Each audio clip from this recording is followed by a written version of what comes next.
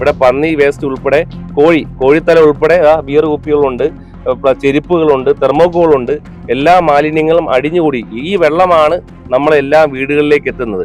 ഈ വെള്ളമാണ് സർക്കാർ സ്കൂളുകളിലേക്കും ഹോട്ടലുകളിലേക്ക് എത്തുന്നത്. കിരണ് പറയുന്നത് കേട്ട് കഴിഞ്ഞാൽ ആറ്റിങ്ങലിൽ നിന്ന് ഒരു മനുഷ്യൻ ഭക്ഷണം കഴിക്കില്ല, ആറ്റിങ്ങലിൽ ഒരു മനുഷ്യൻ വെള്ളം കുടിക്കില്ല, അങ്ങനെയൊക്കെ ഭീതിപ്പെടുത്തണോ?